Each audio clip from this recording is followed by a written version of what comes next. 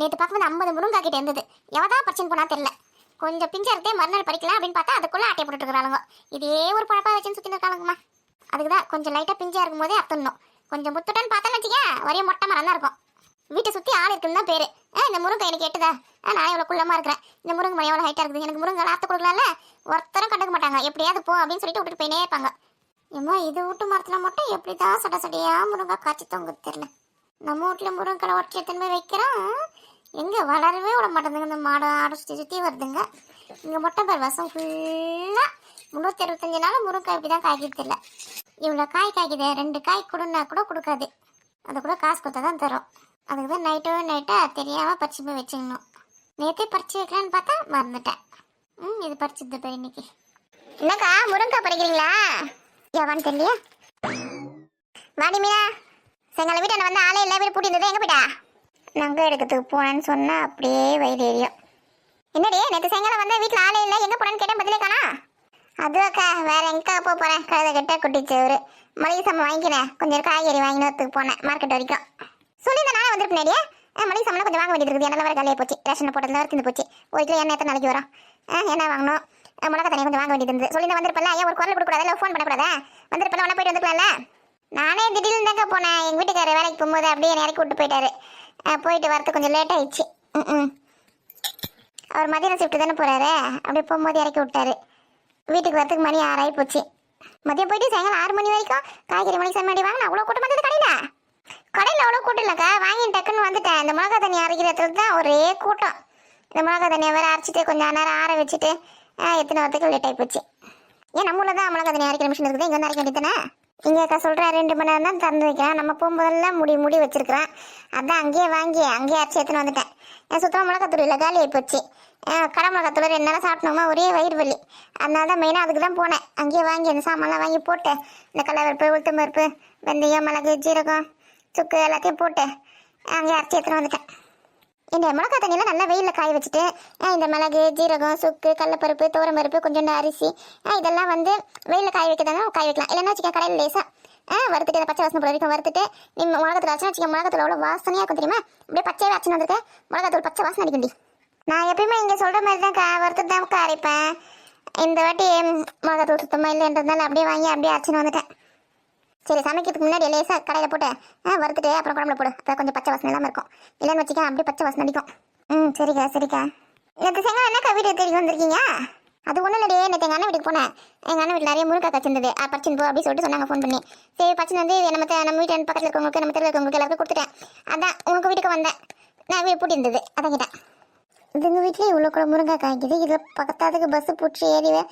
அவங்க அண்ணன் வீட்டிலேருந்து பறிச்சு வந்து விற்றுருக்கு பார்த்தியா. ஒரு கட்டு நான் 20 ரூபா தான் கொடுத்தேன். ஆமாம், 4 முருங்கை 5 முருங்கை இருந்தது. அதில் எல்லாம் காலி ஆயிடுச்சு. இப்போ இதை பறிச்சு தான் கட்டு எத்தனை போய் கொடுக்குறேன். உனக்கு எத்தனை கட்டு வேணா? முருங்கை நல்லா வாசனையாக சூப்பராக இருக்குண்டியே. எனக்கு தெரியாதக்கா அந்த முருங்கை பற்றி நல்லா வாசனையாக தான் இருக்கும். உனக்கு எப்படி தெரியும்?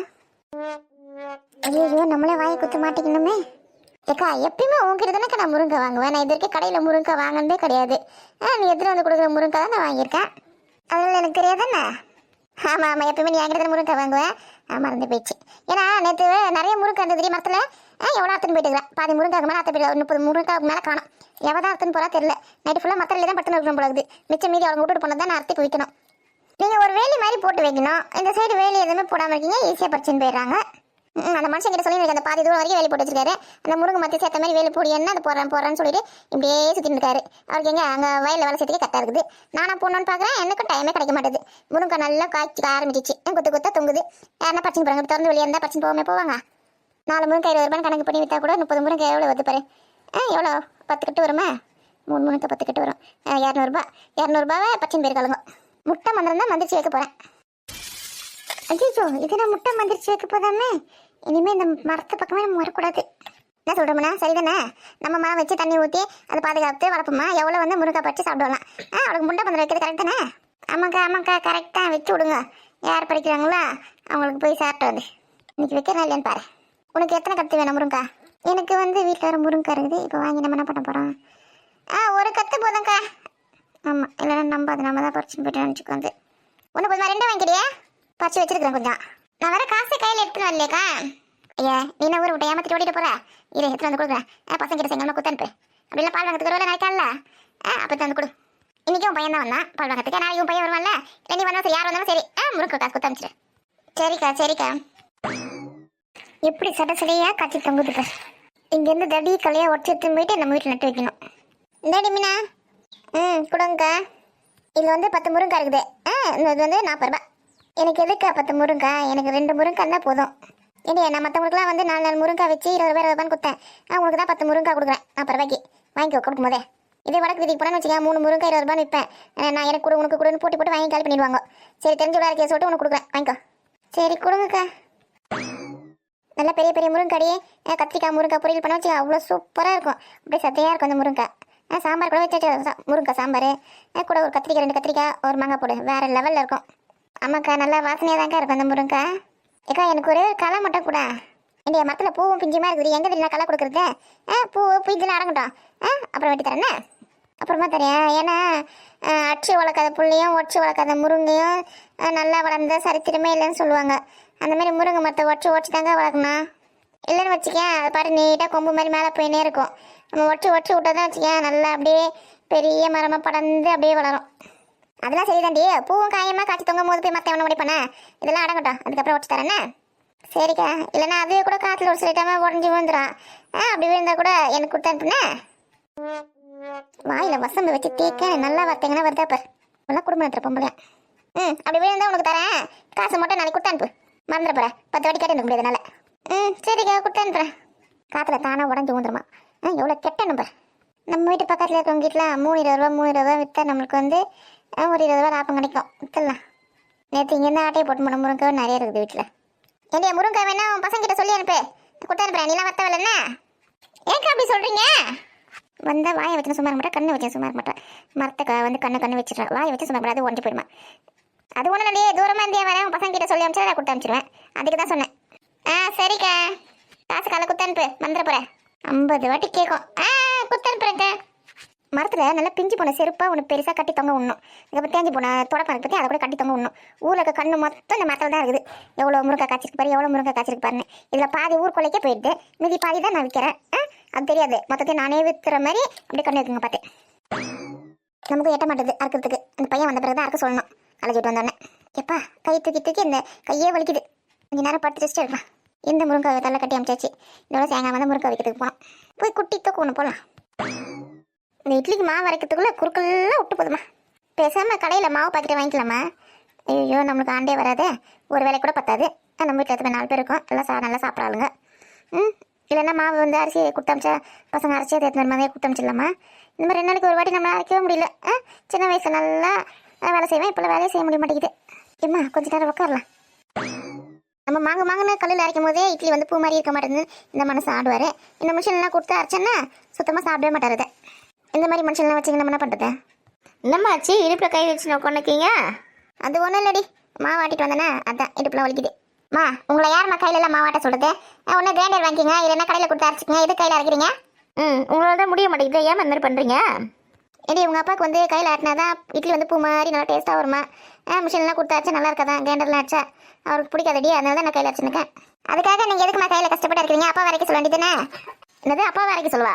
ஆமாம், அவர் தான் கையில் அரைச்சா தான் நல்லா டேஸ்ட்டாக இருக்குதுன்னு சொல்கிறாரு. இனிமேல் அவரே அரைக்க சொல்லுங்கள், நல்லா டேஸ்ட்டாக இருக்கட்டும் இட்லி. வாணி சொல்லுறதும் சரிதான், அப்பாவே அரைக்க சொல்லுங்கம்மா இனிமேல். சரியா போச்சு இப்போ. அவர் வேலை வீட்டுக்கு போகாமல் வீட்டில் உட்காந்து எனக்கு மாவு அரைச்சி தர சொல்கிறீங்களா? சண்டே வீட்டில் தானே இருப்பாரு, ஒரு வாரத்துக்கு தேவையான அரிசி ஊற வச்சிருங்க. அப்பா அரைச்சி தர சொல்லுங்கள், அப்பா அரைச்சி கொடுத்துட்டு போயிடுவாரு. கேட்கறதுக்கு நல்லா தாண்டி இருக்குது. இந்த மாதிரி அரைச்சி கொடுத்தா எனக்கும் நல்லா தான் இருக்கும். உங்களுக்கு தைலம் தடவி விட்டாமா? வேணாடி, கொஞ்ச நேரம் அப்படி தான் குடையும், அதுக்கப்புறம் சரியாக போயிடும். ரொம்ப கஷ்டப்பட்டுலாம் வேலை செய்யாதீங்கம்மா. கிரைண்டர் வாங்கிக்கலாமா? பேசாமல் இப்படி சாய்க்கிற கிரைண்டர் இருக்குது, மாவு அரைச்சிட்டு இப்படி சாய்ச்சாலே அது வந்து பாத்திரத்தில் ஊற்றிடும். நம்ம வேணா அந்த மாதிரி கிரைண்டர் வாங்கிக்கலாமா? ஏண்டி அதெல்லாம் விலை அதிகமாக இருக்கும்டி. விலைலாம் ஒன்றும் அதிகமாக இருக்காது.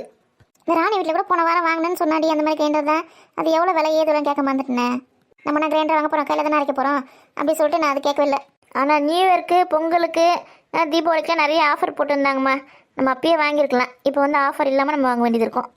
ஏண்டி அம்மா வாங்குறதுக்கு ஒத்துக்கிறதே பெரிய விஷயம். இப்போ ஆஃபர்லாம் ரொம்ப முக்கியமா? என்ன ஒரு 1000 2000 எக்ஸ்ட்ரா போகுமா? போனால் போட்டோம் கூட வாங்கிக்கலாம். வாங்கி சொல்கிறதும் சரிதான். ஏண்டி ஆஃபர் போடும்போது வாங்கிக்கலாண்டி. நான் 1000 ரூபாய் 2000 ரூபாய் கம்மியாக சொல்கிறீங்களே, இப்போ எதுக்கு? அம்மா இதோட ஆஃபர் எப்போ போடுவாங்கன்னு தெரியாதும்மா. இந்த விஜயதசமிக்கு போடுவாங்கன்னு நினைக்கிறேன். அது கூட போடுவாங்கன்னு தெரியல. தீபாவளிக்கு போடுவாங்க, அதுக்கப்புறம் பொங்கலுக்கு அப்புறம் நியூ இயர்க்கு இதுக்கெல்லாம தான் நிறைய ஆஃபர் போடுவாங்க. மற்ற சமயத்தில் ஆஃபரே போட மாட்டாங்கம்மா. அச்சோ இப்போ தான் பொங்கல் போச்சு, வாங்கியிருக்கலாமா முன்னாடியே? ஏம்மா 2000 போனால் போகுது, கிளம்புங்க. போயிட்டு கிரைண்டர் வாங்கி வண்டியில் வச்சுன்னு வந்து நீ இருக்கலாம். இப்போ எங்கடி நான் கிரைண்டர் வாங்கிறது காசு வச்சுருக்கேன் சொல்கிறேன். அம்மா வேலை செஞ்சுருக்கேன் 100 நாள் வேலை, அது வந்து காசு வந்தோடனே அப்பா கிட்ட கொஞ்சம் காசு கேட்டு கிரைண்டர் வாங்குறதுக்கு கேட்டால் தரமாட்டாரு. வேறு எதுக்குன்னா சொல்லி வாங்கி நம்ம போயிட்டு வாங்கிடலாம். இன்னும் 1 வாரம் வெயிட் பண்ணுங்க. இது 1 வாரம் வெயிட் பண்ணணுமா? சரி, எப்படி உனக்கு கிரைண்டர் வாங்க ஒத்துக்குனீங்களே, நான் கூட பார்த்துன்னு வரேன். ஃபோன்லாம் எந்த நல்லா இருக்குது, எந்த கம்பெனி நல்லா இருக்குது, எது கேரண்டி வாரண்ட்டாக நிறைய தராங்கன்னு பார்த்து வாங்கலாமா? பார்த்து வைங்க. ஏண்டி பிரியாணி இருந்தது சாப்பிட்டீங்களா? சாப்பிட்டம்மா, நல்லா சூப்பராக இருந்தது. இம்மா கேட்கணும்னு நினச்சேன், இந்த சாந்திக்கு எப்போ கல்யாணம் வச்சுருக்காங்க? அது பெரிய கூத்தா போய் எனக்கு கல்யாணம் நடக்குமா நடக்காதான்னு தெரியல. ஏன் அப்படி சொல்கிறீங்க? மாப்பிள்ளை பிடிக்கலையா பொண்ணுக்கு? மாப்பிள்ளைக்கெல்லாம் பொண்ணை பிடிச்சிருக்கு, பொண்ணுக்கு மாப்பிள்ளை பிடிச்சிருக்கு. ஆனால் வேறு விஷயம், வரதட்சணை நிறைய கேட்குறாங்க. அதனால இந்த கல்யாணம் நடக்குமா நடக்காதான்னு சந்தேகத்தில் இருக்குது. இந்த காலத்துல வரதட்சணை கேட்குறாங்களாம்மா? வரதட்சணை கொடுக்குறதும் தப்பு, வாங்குறதும் தப்பு. அவங்களோட அட்ரஸ் கொடுங்க, நான் போய் ஸ்டேஷனில் கம்ப்ளைண்ட் கொடுக்குறேன். ரயில்வே ஸ்டேஷனில் போயிட்டு கம்ப்ளைண்ட் கொடுக்க போகிறேன். ஆமாம், ரயில்வே ஸ்டேஷனில் போயிட்டு கம்ப்ளைண்ட் கொடுப்பேன். போலீஸ் ஸ்டேஷனில் போய் கம்ப்ளைண்ட் கொடுக்கலாமா? இந்த மாதிரி வரதட்சணை கேட்குறாங்க அப்படின்னு சொல்லிட்டு. வரதட்சணை கேட்குறதும் தப்பு, கொடுக்குறதும் தப்பு. சட்டப்படி குற்றம் அதெல்லாம். ஏண்டியா இந்த மாதிரி பேசிட்டு இருக்கீங்களே, அப்போ உங்களை கல்யாணம் பண்ணி கொடுக்கும்போது இதெல்லாம் மாப்பிள்ளை வீடு நான் கொடுப்பேன், அப்போ ஏன் மேலே கம்ப்ளைண்ட் கொடுப்பீங்களா நீங்கள்? கண்டிப்பாக கொடுப்போம்மா. வரதட்சணையே வாங்காத மாப்பிள்ளை யார் வராங்க பாரு, அவங்கள தான் கல்யாணம் பண்ணிப்போம். எம்மா இவளுங்களை பார்த்தாலே எனக்கு பயமாக இருக்குது. நம்மளாம் ஒரு 10 பைசா வரதட்சணை கொடுக்க தேவையில்லம்மா. ஏன் மாப்பிள்ளை வீட்டில் எதுவுமே இருக்காதா? நம்ம பாத்திரம் பண்டம் சாமான் செட்டு நகை நெட்டு எல்லாத்தையும் எடுத்துன்னு போனால் தான் குடும்பம் நடத்த முடியுமா? மாப்பிள்ளை வீட்டில் எல்லாமே இருக்கும். இப்போல்லாம் வரதட்சணைலாம் யாருக்கும் கொடுக்க தேவையில்ல. ஏண்டி அவங்க வீட்டில் 1000 இருக்கும்டி, நம்ம பொண்ணுக்கு நம்ம கொடுத்து அனுப்ப தேவையில்லையா? படிப்புன்னு ஒன்று கொடுத்துருக்கீங்களாம்மா, அதை வச்சு சம்பாரிச்சு காலம் ஃபுல்லாக அவங்களுக்கு தானே கொடுக்க போகிறோம். இல்லை வேறு தனியாக வேறு நீங்கள் சேர்த்து வச்சு தரப்போறீங்களா? எங்களுக்கு ஃபீஸ் கட்டுறதுக்கு எவ்வளோ கஷ்டப்படுறீங்க. இல்லை வேறு நகை விலை எவ்வளோ விற்கிது. நாங்கள் படித்து வேலைக்கு போயிட்டு நாங்கள் சம்பாரிச்சிப்போம், எங்களுக்காக நீங்கள் எதுவும் சேர்த்தவில்ல. நல்லா தான் பேசுறீங்க, கேட்கறதுக்கு நல்லா தான் இருக்குது. நடைமுறைக்கு ஒத்து வருமானு தான் தெரியல. அதெல்லாம் நல்லாவே ஒத்து வரும். நீங்கள் எதுவுமே கவலைப்படாதீங்கம்மா, நான் கல்யாணமே பண்ணிக்க மாட்டேன், உங்கள் கூடயே தான் இருப்பேன். என்னடி அம்மா கைஸ் வைக்கிறியா? ஐஸ் இல்லை, எதுவும் இல்லை, உண்மையாக தான் சொல்கிறேன். வேணாமா உங்கள் 2 பேரையும் கல்யாணம் பண்ணி வச்சுட்டு அப்பயே தான் ரெஸ்ட் எடுத்து கொஞ்சம் ரிலாக்ஸாக இருக்கலான்னு பார்க்குறேன். கல்யாணம் பண்ணிக்காம கூடயே இருந்து என்ன டென்ஷன் பண்ணாதம்மா. நான் அம்மா மேலே எவ்வளோ பாசமாக கல்யாணமே பண்ணிக்காம உங்கள் கூட இருக்கேன்னு சொல்கிறேன். நீங்கள் என்ன சொல்கிறீங்க, உங்கள் கூடயே இருந்து நான் டென்ஷன் பண்ணுறேன்னா? டென்ஷன் தான் உங்களுக்கு இப்போ நான் கட்டுறேன். இந்த எழுந்துரி மேலே இருந்து ஏற்கனவே இடு பிடிக்குன்னா நீ வேறு போட்டு அமுத்தின்னு இருக்கேன். நீங்கள் தானே என்ன டென்ஷன் பத்துறேன்னு சொன்னீங்க, நான் இப்படி தான் பட்டுன்னு இருப்பேன். கும்பத்துன்னு வச்சுக்கேன், பட்டப்படியாக வீங்கிட ஒழுங்காக எழுந்துரு, நிறைய வேலை இருக்குது, அதெல்லாம் எழுந்திரிக்க முடியாது. ஏண்டி இவ்வளோ தூக்குடிவில்? எழுந்துருடி, அம்மா கால் இல்லைன்னு சொல்கிறாங்க. நம்ம தான் தொல்லை பண்ணுறேன்னு சொன்னாங்களே, நம்ம தான் தொல்லை என்னன்னு கேட்டேன். எருமை மாடு வயசாகுது, எங்கன்னா சும்மா இருக்கலாம் பார்த்தியா? எருமை மாடு தானே, எருமை மாடு இப்படி தான் பட்டு நிற்கும். முடிய பிடிச்சி போய் இருக்க போகிறேன் பாரு. எனக்கு பாட்டு பாடுங்கம்மா. நீ பண்ணுற வரைக்கும் பாட்டு வேறு பண்ணமானே. பாடுறேன். அத்தை மடி மெத்தையடி அடி விளையாடம்மா, அடுமறையாடி விட்டு அள்ளி விழி மூடம்மா, அத்தை மடி மெத்தையடி அரி அரி அரி அரி அரி அராரோ. இது அத்தை பாடுற பாட்டுப்பா. நீங்கள் அத்தை எனக்கு அம்மா தானே, அம்மா பாடுற பாட்டு பாடுங்க. இவ்வளோ நேரம் பாட்டு கேட்டு வந்துட்டு இப்போ தான் அத்தையா அம்மாவான்னு உங்களுக்கு தெரியுதா? சூப்பராக பாடுறீங்கம்மா நீங்கள். ஆமாம் சூப்பராக பாடுறேன்னு சொல்லிட்டு நல்லா கொட்டை கொடுத்தீங்க பாடி இவ்வளோ ஏற்படி இவ்வளோ. எனக்காக ஒரே ஒரு பாட்டு மட்டும் பாடுங்கம்மா. ஏன் பிறந்தாய் மகளே ஏன் பிறந்தாயோ, ஏன் பிறந்தாய் மகளே ஏன் பிறந்தாயோ. ஏந்திரு. என்னக்கா பாட்டம் குத்தமாக இருக்குதே, இங்கே பாடி என் மேலே படுத்துக்கு நமக்கு நீங்க கலந்துக்க மாட்டேனே. அம்மா மேலே குழந்தை பாசமாக பட்டு இருக்குது, எதுக்கு எதுக்கு சொல்கிறேன்? அப்படி சொல்லுங்க சித்தி. சித்தி சதீஷ் வந்துட்டானா? வந்துட்டேனே, என் கூட கடைக்கு வந்திருந்தேன். அவனுக்கு சாக்லேட் வாங்கிட்டு வந்தேன், அதான் கொடுக்கலான்னு சொல்லிட்டு பார்த்தேன். சஞ்சு மட்டும் தான் இந்த வீட்டில். நான் சதீஷுக்கு சாக்லேட் வச்சுருக்கேன். எங்கள் கிளாஸில் ஒரு பொண்ணுக்கு பர்த்டே சொல்லிட்டு நிறைய சாக்லேட் கொடுத்தா, அதான் சதீஷ்க்கும் சஞ்சுக்கும் எடுத்துன்னு வந்தேன். சாக்லேட் தான் மன வரைய தின்னு இருக்காங்க. சரி நான் போய் சாக்லேட் கொடுத்துட்டு வந்துடுறேன். ஏண்டே முதல்ல சித்திக்கிட்ட இருந்து பையன் வாங்கடி. கொடுங்க சித்தி. இந்தா ஏடே சித்தி கொஞ்சம் குடிக்க தண்ணி கொண்டு வந்து கொடு. தண்ணியில் எதுவும் வேணாக்கா, தண்ணி நகல எடுக்கல. இருக்கட்டும் சித்தி, எடுத்துன்னு வரேன். தண்ணியில் எதுவும் வேணாமா, காப்பி மட்டும் போட்டு எடுத்துன்னு வா. காஃபி தான் உங்களுக்கு சுட சுட சூப்பராக போட்டு எடுத்துன்னு வரேன். நான் கேட்டால் எனக்கு வேலை இருக்குது படிக்கணும் கிடைக்கணும்னு வா. சித்தி கேட்ட உடனே பார்த்தியா சுட சுட சூப்பராக போட்டு எடுத்துன்னு வரலாம். நீங்களும் சித்தியை ஒன்றா? சித்தி இஸ் த பெஸ்ட். அப்போ நான் பெஸ்ட் இல்லையா? சித்தி வந்து எப்பயுமே என்னை திட்டவே மாட்டாங்க, நீங்கள் ஆனால் திட்டுவீங்க. அதனால சித்தி தான் ஃபஸ்ட்டு, நீங்கள் செகண்ட். ஒழுங்கு மரியாதை எனக்கு காப்பி எடுத்துன்னு வா. அப்படியே எனக்கு காப்பி போட்டு எடுத்துனாடி. உனக்கு வேற நீ வந்து போட்டுக்கோ, அம்மாக்கா சித்திங்க மட்டும் தான் போட்டு எடுத்துன்னு வருவேன் நான். பாருமா எனக்கு எடுத்துன்னு சொல்லுங்கம்மா. ஏண்டி அவளுக்கு தனியாக போட்டு எடுத்துன்னு வருவல இப்போ அவளுக்கு சேர்த்து போடு. வேலை வாங்க சொல்றியா ஃபஸ்ட்டு பண்ணீங்க அண்ணா. ஏண்டி நீ நாண்டி விருந்தாளியடியா உட்காந்து சொந்த உட்காரியா உட்காரண்டியே. ஏக்கா உங்ககிட்ட ஒரு விஷயம் சொல்லணும். என்னடி விஷயம்? ஏக்கா மாவு அரைக்கிறதுக்கு போனல. ஆமாம் அதான் எனக்கு தெரியுமே. இதுதான் விஷயம் இருக்கு. ஐயே சொல்கிறத முழுசா கேளு. சொல்லு. போகிற வழியில் அண்ணனை பார்த்தேன். ஏண்டி நம்ம வீட்டுக்கு வரவே இல்லையடி, எப்படி பார்த்தேன்? அப்படியே பத்தராத, உனக்கு மட்டும் தான் பாசம் இருக்குது, அண்ணனுக்குலாம் சுத்தமாக பாசமாக இல்லை. ஏண்டி இவ்வளோ தூரம் வந்துட்டு நம்ம வீட்டுக்கு வராமல் போயிருக்காருடி, என்ன விஷயமா வந்தாரா? அந்த கண்ணப்ப வீட்டுக்கு இருக்கா பிரசல்ல, அதுக்கு வாழை சொல்லியிருந்தாங்களா, அதை இறக்கிட்டு போத்துக்கு வந்துருக்காரு. ஓஹோ அதுவா? வீட்டுக்கு வரேன்னு கூப்பிட்டேன். டைம் ஆகிப்போச்சான். இன்னும் 2 இடத்துல போய் வாழை மரம் இறக்கணுமா, அதனால் நம்ம வீட்டுக்குலாம் வரத்துக்கு டைம் இல்லையா. சரி வேலை இருக்க பிறகு தான் வரல, இன்னும் வந்திருப்பாங்க. ஆமாம் நீ தான் அண்ணனை மெச்சிக்கணும் அப்படியே. ஏன் தெரியும்ல, இந்த ஊருக்கு போகிறோம், இந்த தெருவுக்கு போகிறோம், அங்கே தங்கச்சிங்க இருக்காங்க 2 பேர், போய் பார்த்துட்டு எதனா வாங்கி கொடுத்துட்டு வரலாம், அதெல்லாம் கிடையாது. பாசம் சுத்தமாக கிடையாது. ஆளை பார்த்தா மட்டும் அப்படியே நடிக்கிறது. தங்கச்சிமா தங்கச்சிமா எப்படி இருக்கேன்னு செல்ல நடிப்பேன். நீ தான் சும்மா அண்ணனுக்கு தள்ள வச்சு நான் கரக்கா ஆடினுக்க. அண்ணனுக்கு எதுனா அவசரமான வேலையாக இருந்திருக்கும், அதான் இங்கே வராமல் அங்கே மட்டும் வந்து வாழை மரத்தை இறக்கிட்டு போயிட்டுருக்காங்க. சரி சொல்ல வந்து மறந்துட போகிறேன். அண்ணன் வந்து ஒரு நாளைக்கு வந்து நம்மளை வந்து சாப்பிட்டுட்டு பட்டு கட்டின்னு போக சொல்லியிருக்குது. ஆமாண்டி அதுவும் பொங்கல்லேருந்து கூப்பிட்டு இருக்குது. நம்மளும் போகாமல் பொங்கல் போய் தை போய் மாசியே வந்துச்சு. ஏமா போயிட்டு வந்துடலாமா? சண்டே தானே போக போகிறோம்.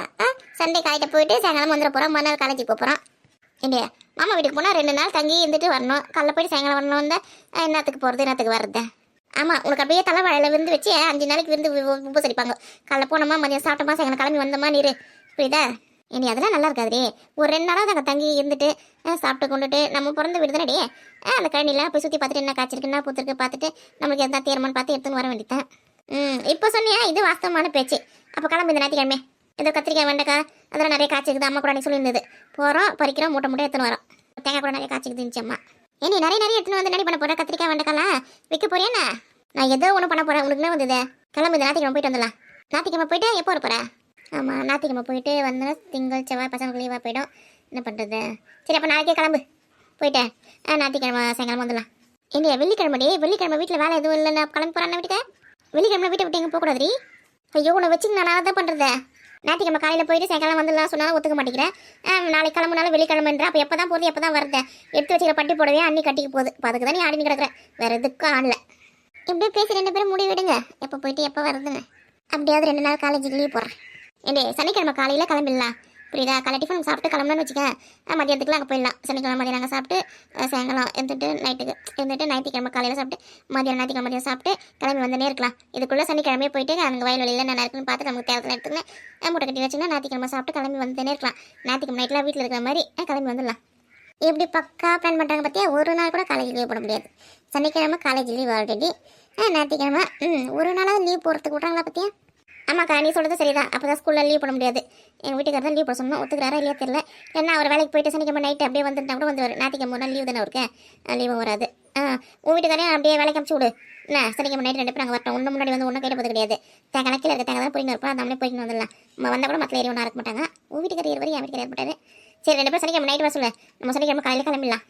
ஆமாம் சதீஷ் கூட லீவ் ப்ரோக்ராம் சொல்லியிருக்காங்க. டான்ஸ் பண்ணிக்கலாம் சொன்னாங்க. நிறைய லீவ் போட்டிங்க. அனிமல் லீவே 1 நாள் ப்ரோக்ராம் சொல்லியிருக்காங்க. சனிக்கிழமை காலையில் போயிட்டு ஞாயிற்றுக்கிழமை நைட்டு வந்துடலாம்.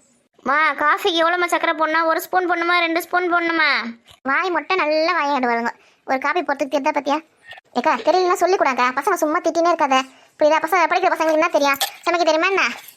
திட்டாமல் சொல்லிக் கொடு. ஏண்டி இந்த பசங்க நடி 1வது 2வது படிக்குதுங்க, காலேஜ் படிக்குதுங்க. ஒரு காப்பி கொடுவாதி ஒரு பொம்பளை பசங்க போட தெரியாது. இந்த தொல்லைக்கு தான் நான் போகிறதே கிடையாது. நல்லா மாட்டினா ஒருத்தி. மகா ஒரு டம்ளர் காப்பிக்கு 1 ஸ்பூன் சக்கரை போடுமா, கொஞ்சமாக காப்பி தூள் போடு. ஆமாம் சின்ன பப்பா சொல்லிக் கொடு. சரிங்க சித்தி. அம்மா வீட்டில் இருந்த வரைக்கும் எனக்கு கூட தான் சமைக்கவே தெரியாது. கல்யாணம் பண்ணி வந்து நான் சமைக்கல, எவ்வளோ சூப்பராக சமைக்கிறேன். என் மாமியார் உச்சி கட்டி சாப்பிடுவாங்க. என் வீட்டுக்காரர் நல்லா உச்சி கட்டி சாப்பிடுவேன். சதீஷ் தான் கொஞ்சம் சாப்பாடை கலாய்ப்பான். மற்றபடி சாப்பாடுலாம் எவ்வளோ சூப்பராக செய்கிறேன். என்ன வரையா சித்தி சமையல் சூப்பராக தானே இருக்கும். ஐயோ எனக்கு தெரியாது, என்கிட்ட கேட்காதீங்கப்பா. ஏன்டி நீ ஒரு கேசரி செஞ்சு எடுத்து வந்து கொடுத்தேன் பசங்கிட்ட. சாப்பிட்டு பார்த்துட்டு துப்பிட்டு போயிடுச்சிங்க. அதுக்கு தான் நம்ம வந்து என்ன கேட்காதீங்கன்னு சொல்கிறாங்க. ஏன் நீ கேசரி நல்லா இல்லையாண்ணா? அது வந்து சித்தி கேசரி இல்லை உப்பில் கேசரி கொஞ்சம் கம்மியாக இருந்தது அவ்வளோதான். அன்னைக்கு வந்து சர்க்கரை உப்பு பக்கத்தில் இருந்தது. சர்க்கரைக்கு பதில் உப்பு கொஞ்சம் அதிகமாக போட்டேன். அதை தான் கிண்டல் பண்ணுறேன் இப்போ நீ. எம்முடியோ கொஞ்சம் உப்பு கம்மியாக அதிகமாக இருந்துச்சு. கேசரி ஃபுல்லாக உப்பு தான் இருந்துச்சு. ஏய் கும்முனிர் எப்படி தான் வாய்க்கு சாம நான் சூப்பராக சமைக்கிறேன்னு சொல்கிறாங்கன்னு தெரியலையே. ஏண்டி எனக்கு பிரியாணிக்கு தயிர் பச்சடி செஞ்சேன். நான் தான் செஞ்சேன். எவ்வளோ சூப்பராக இருந்தது. சூப்பராக இருந்துச்சு சித்தி. இப்போ பார்த்தியா எவ்வளோ சூப்பராக சமைக்க கற்றுனுக்கா. சதீஷ் கிட்ட கொடுத்தா கூட அந்த வேலையை அழகாக செஞ்சு கொடுத்துருப்பாண்டி. இது ஒரு பெருமை பிடிக்க நிற்கனே. ரெண்டும் உன்ன மாதிரி தானே இருக்குதுங்க. ஒன்றும் சமைக்க தெரியல, ஒரு வேலை வச்சு அப்படியே மூக்கால அழுகுதுங்க. உன்ன மாதிரி மாமியார் வீட்டுக்கு போயிட்டு அங்கே மாமியார் திரும்ப தான் 2 பேரும் அடங்குவாங்க. மாமியார் வீட்டுக்கு போனால் தானே கேட்க நிறைய கல்யாணம் பண்ணிக்க மாட்டாலாம், மாமியார் வீட்டுக்கு போக மாட்டாலாம். இங்கேயே காலத்துக்கு என் கூட இருந்து என் வீட்டுக்கு போகலாம். பசங்க அப்படி தாங்க சொல்லலாம். அதாவது வயசுக்கு வந்தா தானே கல்யாணம் பண்ணி வச்சுட்டுனா கும்பிட்டு இருக்குங்க. சிச்சி நான் கல்யாணம் பண்ணிக்க மாட்டேன். ஆமாம் நாங்களும் அந்த மாதிரி சொன்ன ஆள் தான். நிஜமாக தான் சிச்சி சொல்கிறேன். வாய மூடு கூட எடுத்து பேசுனப்ப. சரி கல்யாணம் பண்ணிக்காம அம்மா கூட இரு. எப்படி அவ்வியார் பாட்டி மாதிரி ஆகிற வரைக்கும் அம்மா கூட இருப்பியா? ஆமாம் அம்மா கூடயே தான் இருப்பேன். இப்போ உன் மேலே எவ்வளோ பாசம் பார்த்தியா?